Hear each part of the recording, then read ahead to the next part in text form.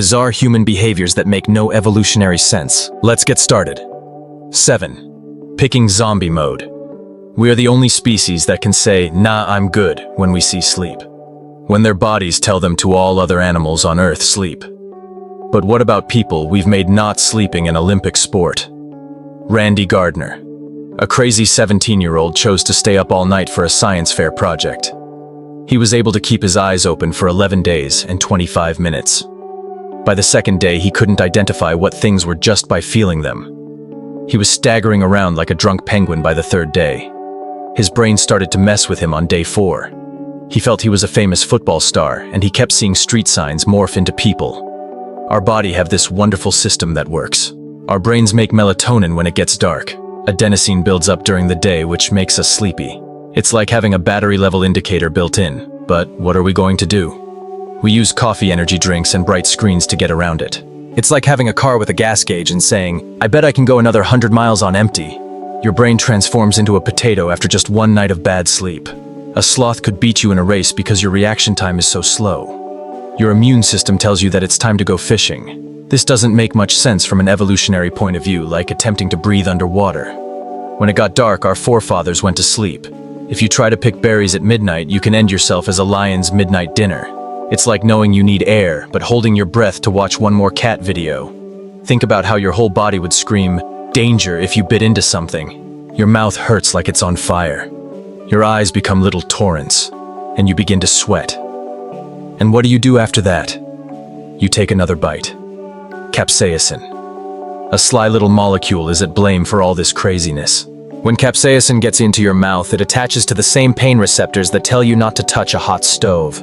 Even though nothing is actually burning, your brain feels your mouth is on fire. Your body swings into full panic mode. Your face gets flushed. You begin to sweat, and your eyes start to water. But this is where it gets very strange. We keep coming back for more. Scientists think it's because we're really thrill seekers in disguise. It's like riding a roller coaster with your mouth.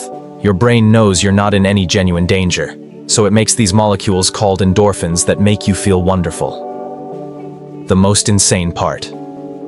This whole hot food stuff goes against evolution in every way.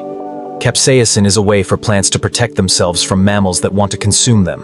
The plant is telling you not to consume it, and people just saying, "Okay, I'll do it." Birds can't even taste capsaicin. They're just flying around and eating hot peppers like they're candy. Wondering why mammals are making such a big deal out of it. We are the only mammals who saw a plant's old defense system and thought, this would make a great hot sauce. Feasts that are not allowed. Imagine your brain suddenly telling you that a piece of chalk is the best thing ever. People with pica really want items that aren't food like dirt or rocks. Some people suddenly want dirt like it's chocolate cake. Some people might assume that a piece of paper is a nice snack. Some folks even want to eat ice all day long. People can't help but give in to these overwhelming cravings. Sometimes it happens because the body doesn't have enough of the right nutrients.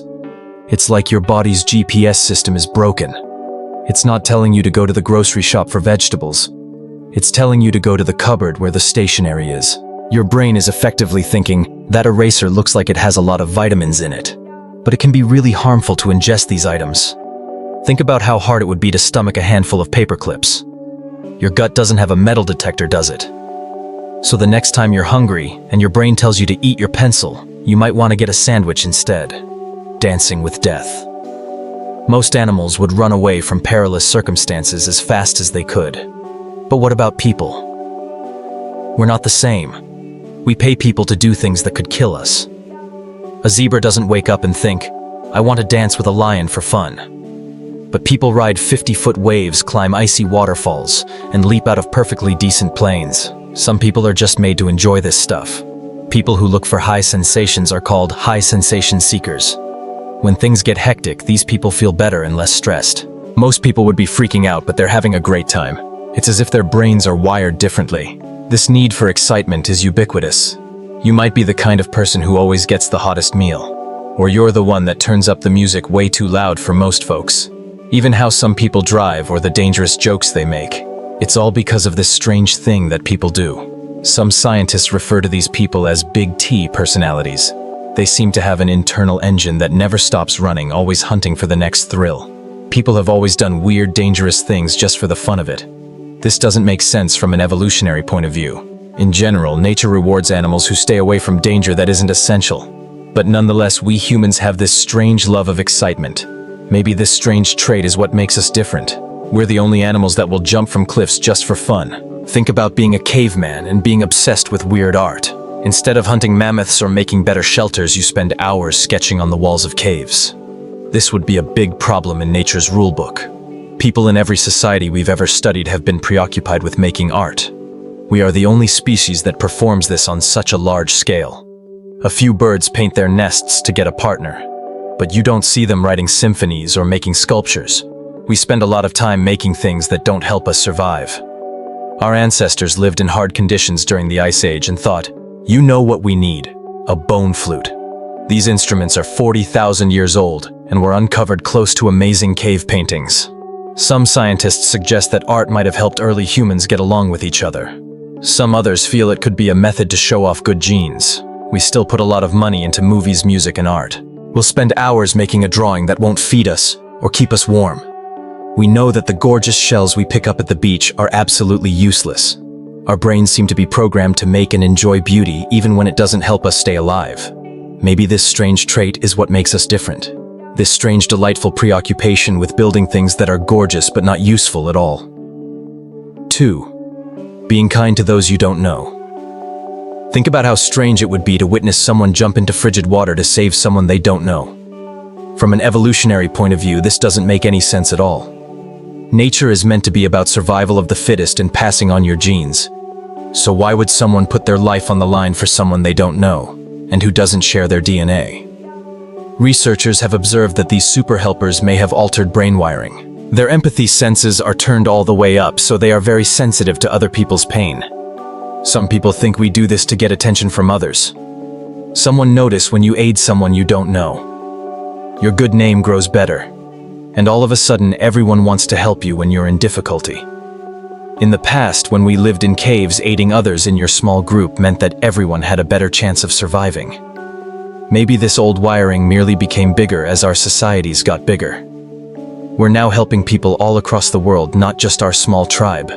When there are natural disasters, people hurry to aid people they've never met by giving them food, housing, and other resources.